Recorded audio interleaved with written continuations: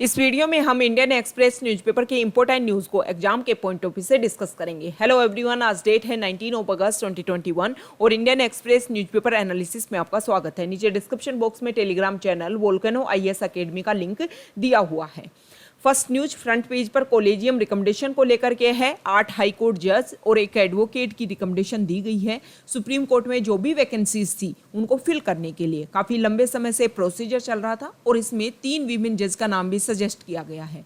अब आने वाले समय में जो हमारे सीजीआई होंगे उनमें 3 लोगों का नाम सामने आ रहा है और इसमें जो प्रेजेंट टाइम में जिनका तीन वीमेन का नाम सजेस्ट किया गया है उसमें एक है कर्नाटका हाईकोर्ट जज नगरथिना।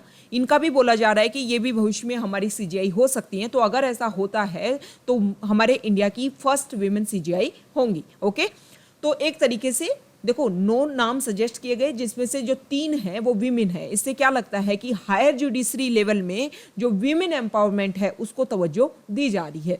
नेक्स्ट न्यूज तालिबान को लेकर के है। तालिबान ने अफगानिस्तान को अपने अंडर किया और अब बोला जा रहा है वहाँ प्लानिंग की जा रही है कि किस तरीके से अफगानिस्तान को रूलिंग किया जाएगा। उन्होंने बोला कि वो एक काउंसिल बनाएंगे, काउंसिल का हेड होगा प्रेसिडेंट, हालांकि जो तालिबान का हेड है वो प्रेसिडेंट से भी ऊपर होगा। इसके अलावा ये भी बात डिस्कस की गई कि वहाँ पर डेमोक्रेसी नहीं होगी। जो भी वहाँ पर रूल्स एंड रेगुलेशन चलेंगे वो चलेंगे सरिया लॉ के तहत। सरिया लॉ किसके ऊपर बेसिस होता है? सरिया लॉ इस्लाम की जो होली बुक है कुरान, और इसके अलावा मोहम्मद पैगंबर ने जो भी अपनी टीचिंग्स दी, जो भी अपनी मिसालें दी, उनके आधार पर, उनके बेसिस के आधार पर सरिया लॉ का ओरिजिन माना जाता है। नेक्स्ट न्यूज है सुप्रीम कोर्ट ने ऑर्डर दे दिया है कि एनडीए के एग्जाम में वीमेन भी सिट हो सकती हैं। ये जो पॉलिसी है वो जेंडर जो इनइक्वलिटी थी उसको खत्म करके जेंडर इक्वलिटी को लाने का प्रयास है। देखो, जब से शॉर्ट सर्विस कमीशन में महिलाओं की एंट्री को, इंडियन आर्मी में महिलाओं की एंट्री को श्योर किया गया, तब से माना जा रहा था कि क्यों ना हम बेसिक फाउंडेशन से ही महिलाओं को एंट्री दी जाए ताकि वो अच्छे लेवल पर पुरुषों के साथ में खड़ी होकर, मैन के साथ में खड़ी होकर के इक्वलिटी को मेंटेन कर सके। तो इसी को ध्यान में रख करके ये सब कुछ किया गया है। प्रेजेंट टाइम में आपको पता होगा कि गुजरात कैडर के एक आईपीएस जिनका नाम है अस्थाना, राकेश अस्थाना, और उनको गवर्नमेंट ने अपॉइंट किया था दिल्ली पुलिस कमिश्नर। अब उसके ऊपर देखो कुछ आरोप लग रहे हैं। कुछ ये माना जा रहा है कि गवर्नमेंट ने क्या किया, जो राकेश अस्थाना है उनकी जो अपॉइंटमेंट है वो कई जो रूल्स एंड रेगुलेशंस को वायलेट करती हैं। जैसे कि सुप्रीम कोर्ट ने अपने एक ऑर्डर में बोला था कि कोई भी ऑफिसर अगर उसके रिटायरमेंट में 6 महीने से कम समय बचा है तो उनको इस तरीके की जो पोस्ट है उन पर अपॉइंट नहीं किया जा सकता। अब जो राकेश अस्थाना थे उनको रिटायरमेंट में सिर्फ 4 दिन बचे हुए थे, फिर भी उनको अपॉइंटमेंट दे दिया गया। इसके अलावा जो इंटर कैडर रूल्स हैं उसको भी वायलेट करने की कोशिश की गई और भी बहुत सारी परेशानी है। इन सब के ऊपर पिटीशन डाली गई तो सेंटर ने बोला है कि आप हर चीज को, हर अपॉइंटमेंट को इस तरीके से चैलेंज नहीं कर सकते। ओके, अब जो राकेश अस्थाना है उनको पोस्टिंग मिल गई। वो चाहते हैं कि दिल्ली में जो क्राइम्स की संख्या है वो कम हो। इसके लिए उन्होंने कम्युनिटी जो पुलिस है उसके ऊपर ज़्यादा ध्यान देने की कोशिश की, क्योंकि हम कहीं भी हर पॉइंट के ऊपर पुलिस को अपॉइंट नहीं कर सकते, इतनी फोर्सेस नहीं है हमारे पास में। इसके लिए हमें क्या करना होगा, हमें हमारी कम्युनिटी से, हमारी सोसाइटी से एक हार्मनी क्रिएट करनी होगी ताकि सोसाइटी के जो लोग हैं वो पुलिस की तरह वर्क करें, पुलिस के लिए नॉलेज का वर्क करें। इसीलिए जो राकेश अस्थाना है उन्होंने बोला है कि कम्युनल जो हार्मनी है उस इवेंट को बढ़ाने के लिए हमें इसी समय में उन्होंने एक कम्युनल हार्मनी प्रोग्राम उम्मीद में भी पार्टिसिपेट किया और उन्होंने बोला कि जो कम्युनिटी पुलिस है उसके ऊपर वर्क करने की आवश्यकता है। नेक्स्ट न्यूज है दिल्ली में 17 मॉन्यूमेंट्स को, पूरे इंडिया में जो इंपॉर्टेंट मॉन्यूमेंट्स हैं उनके रेप्लिकास तैयार किए जा रहे हैं और ये जो भारत दर्शन पार्क है इसका नेक्स्ट मंथ तक इनॉग्रेशन हो जाएगा। अब यहाँ पर कौन कौन से मॉन्यूमेंट्स हैं वो हमारे लिए इंपॉर्टेंट हो जाते हैं, उनके बारे में आपको सारे बेसिक फैक्ट्स देखने हैं एग्जाम के पॉइंट ऑफ व्यू से। उनका देखो डायरेक्ट यहाँ नहीं पूछेंगे कि यहाँ कौन कौन से मॉन्यूमेंट्स है, पर पूछ लेंगे जैसे यहाँ पर जिस के मॉन्यूमेंट्स है, सांची स्तूप का है, गोल गुंबज है, इसके अलावा एलोरा केव्स है, इनके बारे में क्वेश्चंस आ सकते हैं। तो ये सारे जो मॉन्यूमेंट्स 17 मॉन्यूमेंट्स हैं इनके बेसिक फैक्ट्स आपके लिए इंपॉर्टेंट हो गए। देखो, अगर आप यूपीएससी की बात करोगे तो यूपीएससी जो है वो करंट अफेयर्स में से डायरेक्ट क्वेश्चंस नहीं पूछता है, उससे रिलेटिव उससे फाउंडेशन तरीके से, जो हमारा फाउंडेशन है, जो हमारी बेसिक बुक्स हैं, उनमें से क्वेश्चंस को उठाया जाता है प्रेजेंट करंट अफेयर से रिलेट करके। तो जब भी आप किसी करंट अफेयर्स को पढ़ो, उसका जो भी बेसिक बैकग्राउंड है वो आपको रीड करने की जरूरत होती है। ओके, नेक्स्ट न्यूज है, यहां देखिए, इंडिया ने डिसाइड कर लिया है कि वो किगाली अमेंडमेंट, मॉन्ट्रियल प्रोटोकॉल, इन सबको क्या करेगा, रेटिफाई करेगा। अब ये मॉन्ट्रियल प्रोटोकॉल जो है वो ओजोन को, देखो ये जो मॉन्ट्रियल प्रोटोकॉल है वो कोई क्लाइमेट एग्रीमेंट नहीं है, ये एक तरीके से ओजोन लेयर की जो डिप्लेशन है उसको कम करने के लिए, उसमें उसको हानि पहुंचाने वाले जो जो पॉइंट्स हैं, जो जो एमिशंस हैं, उन सबको कम करने के लिए, मतलब क्लोरोफ्लोरोकार्बन को कम करने के लिए ये मॉन्ट्रियल प्रोटोकॉल किया गया था। बाद में किगाली जो अमेंडमेंट हुआ उसमें भी ये डिसाइड किया गया कि जो हाइड्रो HFC है, यहाँ पर देखिए क्लोरोफ्लोरोकार्बन, इसके अलावा जो HFC है, CFC, HFC, ये जो है वो सबसे ज़्यादा ओजोन को नुकसान पहुंचाते हैं, तो इनका एमिशन कम होना चाहिए। प्रेजेंट टाइम में जो IPCC की रिपोर्ट आई उसमें भी ये माना गया है कि हमारा जो टेम्परेचर है वो इंक्रीज हो रहा है। अब प्रॉब्लम क्या है कि जो CFC है और जो HFC है, इसकी वजह से ना सिर्फ ओजोन की जो लेयर है वो कम होती है, दूसरा प्रॉब्लम ये है कि जो हमारा अर्थ का टेम्परेचर है वो भी इससे काफ़ी इंक्रीज हो रहा है। मतलब शुरुआत में तो ये माना गया कि सिर्फ ओजोन लेयर को नुकसान पहुंचाते हैं, लेकिन अब प्रेजेंट टाइम में जो और ज़्यादा रिसर्च हुई, इससे माना गया कि हमारे अर्थ के टेम्परेचर में, मतलब अर्थ से, सन से जो रेज आती हैं और उसके बाद में जब उसका अर्थ से दोबारा से एमिशन होता है तो उसको बाहर निकलने ही नहीं देती है, जिसकी वजह से हमारा अर्थ का टेम्परेचर बढ़ रहा है। और IPCC ने अपनी रिपोर्ट में ये माना कि प्रेजेंट टाइम में 1.1 डिग्री सेल्सियस तो हमारी अर्थ का टेम्परेचर बढ़ चुका है, और आने वाले डेकेड्स में हम 1.5 डिग्री सेल्सियस जो हमने टारगेट फिक्स किया था पेरिस एग्रीमेंट के तहत, उसको तो हम बहुत जल्दी पार कर जाएंगे। इतना अर्थ का टेम्परेचर इस तरीके से इंक्रीज हो रहा है। ओके, तो ये सारी चीज़ें इंडिया ने डिसाइड की हैं।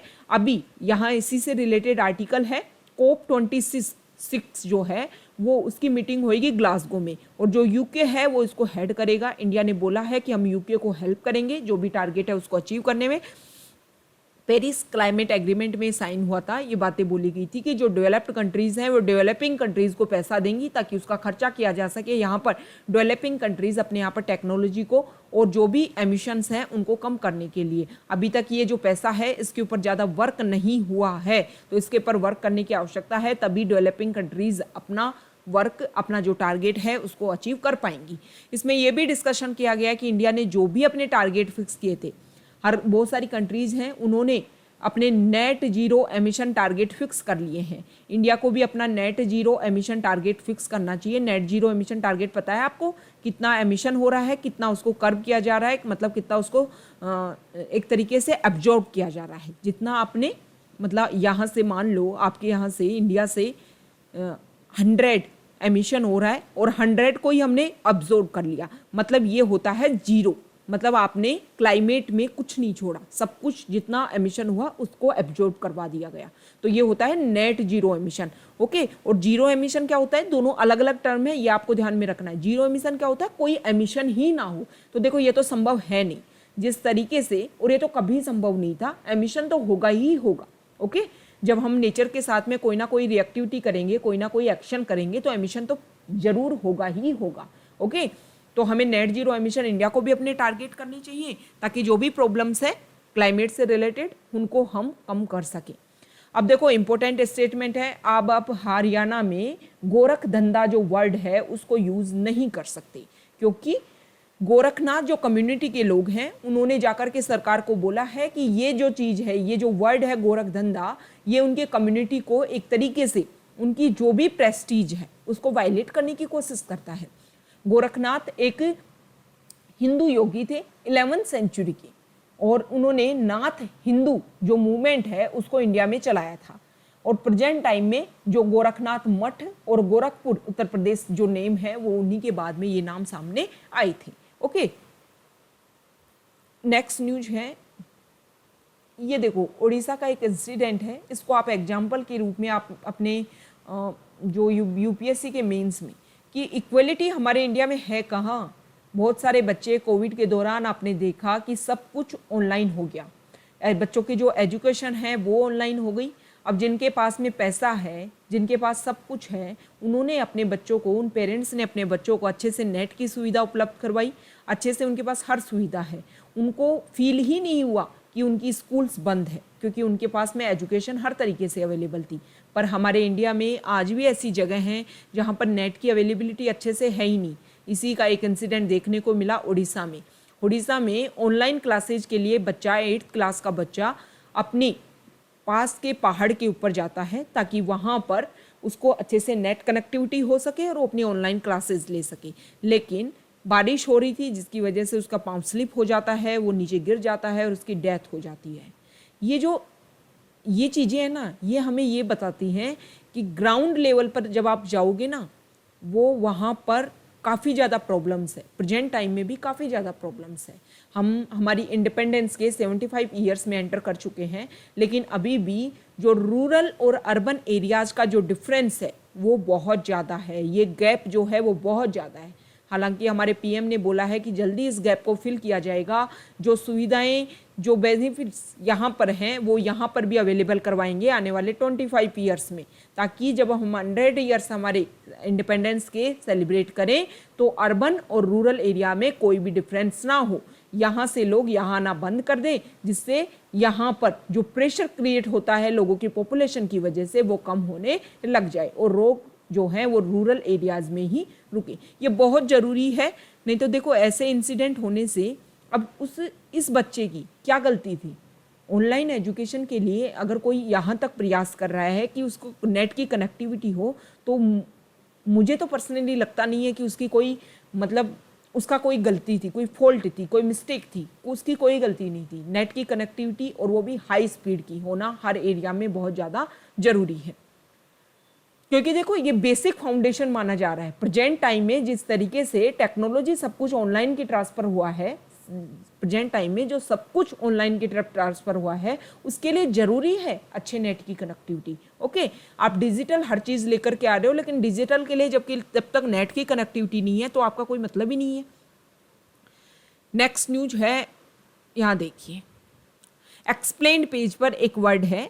इंडिपेंडेंस डे पे जो हमारे पीएम हैं उन्होंने एक वर्ड यूज़ किया था, फोर्टिफाइड राइस। फोर्टिफाइड राइस, ये जो टर्म है ना, ये काफ़ी इंपॉर्टेंट हो जाती है। एग्जाम के लिए भी इसके लिए क्वेश्चन पूछे जा सकते हैं और इसके बारे में हमें पता होना चाहिए कि what is fortified rice. Independence day के स्पीच में हमारे पीएम ने ये बोला कि हमारे इंडिया में जो वीमेन है और जो चिल्ड्रन है उनमें न्यूट्रिशन की बहुत ज़्यादा कमी है। उनकी बॉडी में माइक्रो न्यूट्रिएंट्स जो है वो काफ़ी कम पाए जाते हैं, जिसकी वजह से हमारे इंडिया में हर दूसरी महिला एनीमिक है और हर तीसरा बच्चा जो है वो स्टेंटेड है। एनीमिक मतलब ब्लड की कमी है, महिलाओं में ब्लड की कमी है। अब उसमें क्या बोला, अब इसका सॉल्यूशन क्या हो, तो पीएम ने बोला कि 2024 तक हम पीडीएस सिस्टम के तहत और मिड डे मील स्कीम के तहत ज़्यादा से ज़्यादा जो राइस है उसकी अवेलेबिलिटी करवाएंगे, और राइस में भी फोर्टिफाइड राइस। अब ये फोर्टिफाइड राइस क्या होते हैं? सेम चावल जिस तरीके से उगाए जाते हैं उसमें चावल लिए जाते हैं, चावल को पीस करके उसका आटा बनाया जाता है और उस आटे में फिर ये माइक्रो न्यूट्रिएंट्स जैसे कि आयरन, कैल्शियम और इसके अलावा और भी चीज़ें, और भी जो बेसिक चीज़ें हैं जैसे कि विटामिन B12, ये सारी चीज़ें इसमें इंक्लूड की जाती हैं। यहाँ पर बता रखा है कि एक फोर्टिफिकेशन के बाद में जो चावल का स्टैंडर्ड क्या हो जाता है। तो मिनिस्ट्री ने अपनी गाइडलाइंस में बोला है कि 10 ग्राम जो फोर्टिफाइड राइस हैं उनमें बहुत सारी चीज़ें जैसे कि आयरन हो गया, फोलिक एसिड हो गया, विटामिन B12 हो गया, इसके अलावा देखो vitamin A, vitamin B1, vitamin B3, vitamin B6, ये सारी चीज़ें इतनी यहाँ पर ग्राम में अवेलेबिलिटी कितनी है वो सब कुछ यहाँ पर दे रखा है। अब इन सबको मिलाया जाता है चावल के फ्लोर में। उसके बाद में मिलाने के बाद में उसको वाटर और मिलाया जाता है। उसके बाद में क्या किया जाता है, एक प्रोसीजर के तहत दोबारा इनको सिखा करके उस आटे में ये सारी चीज़ें, ये माइक्रोन्यूट्रिएंट्स मिला करके उनको सुखा करके दोबारा से चावल की शेप दी जाती है। अब इस चावल को क्या किया जाता है कि 1 किलोग्राम चावल में, जो नॉर्मल चावल होता है उस 1 किलोग्राम में 10 ग्राम जो है वो फोर्टिफाइड राइस मिला दिए जाते हैं। मतलब इस तरीके से जो चावल तैयार किए ना उनको उन नॉर्मल चावल में मिला दिया जाता है और फिर उनको सर्व किया जाता है। अब इससे क्या होता है कि जो भी जिन्होंने भी इस सिस्टम के तहत चावल को कंज्यूम किया तो ये सारे माइक्रो न्यूट्रिएंट्स उनको मिल जाते हैं और जो भी हमारे इंडिया में प्रॉब्लम है उनको हम सोल्व कर सकते हैं। अब देखो इसमें ये भी बताया गया है कि क्या ये अलग होते हैं क्या नॉर्मल चावल? कुछ नहीं अलग होता, कुछ पता ही नहीं चलता, डिफरेंस कुछ होता ही नहीं है, सब कुछ सेम प्रोसीजर है। ओके, तो ये होता है फोर्टिफिकेशन। ये आपको पता होना चाहिए कि what is rice fortification. Okay, देखो यूपीएससी में हमें तो डायरेक्ट पूछेंगे नहीं कि व्हाट इज राइस फोर्टिफिकेशन। हाँ, प्रीलिम्स में क्वेश्चन आ सकता है। प्रीलिम्स में आपको 3-4 ऑप्शन देकर के पूछ लेंगे कि किस तरीके से राइस फोर्टिफिकेशन होता है। राइस फोर्टिफिकेशन में जैसे ऑप्शन आपको एक दे देंगे कि कोटिंग की जाती है माइक्रो न्यूट्रिएंट्स की, उसके ऊपर कोटिंग की जाती है। तो कोटिंग नहीं की जाती, इस तरीके से उसमें माइक्रो न्यूट्रिएंट्स मिलाए जाते हैं और दोबारा से उनको चावल की शेप में तैयार किया जाता है। जैसे कि जो स्टेट पीसीएस होते हैं ना, उनमें क्वेश्चन आ सकता है। जैसे मेंस में भी क्वेश्चन आ जाए कि व्हाट इज राइस फोर्टिफिकेशन, तो आप ये सारी जो प्रोसीजर है वो आप यहाँ पर लिख सकते हो। ओके, अब यहाँ पर देखो सब कुछ बता रखा है कि गवर्नमेंट क्या करती है, कितना इसमें खर्चा आता है। तो गवर्नमेंट जो है वो पर केजी फोर्टिफाइड राइस तैयार करने के लिए जो भी मिल्स हैं हमारे इंडिया में 0.60 रुपये उनको प्रोवाइड करवाती है। और ये जो पैसा है वो स्टेट और सेंटर दोनों मिल करके बांटते हैं, ठीक है। और जो गवर्नमेंट है वो डायरेक्ट जो भी राइस मिल्स हैं उनको डायरेक्ट पे करती है ये सारा पैसा। अब यहाँ पर ये भी बताया गया है कि क्या सिर्फ इंडिया ही इस तरीके की स्कीम को फॉलो करता है, क्या अदर कंट्रीज ने भी फॉलो किया है क्या? तो यहाँ पर देखिए कि बहुत सारी हमारी मिनिस्ट्री के अकॉर्डिंग 7 कंट्रीज ऐसे हैं जिनमें नाम है यूएसए का, Panama, Costa Rica, Nicaragua, Papua new Guinea, Philippines and the Solomon islands. ये 7 कंट्री ऐसी हैं, ये हमारी मिनिस्ट्री ने प्रोवाइड किए हैं डाटा। तो इनके अकॉर्डिंग, हमारी मिनिस्ट्री के अकॉर्डिंग ये 7 कंट्री ऐसे हैं जहाँ पर भी फोर्टिफाइड जैसी स्कीम चलती है। तो ये जो टर्म है वो आपको ध्यान होना चाहिए। इसके बारे में हमने सारे बेसिक फैक्ट्स को देखा। तो ये आज का हमारा डिस्कशन था। Okay, thank you.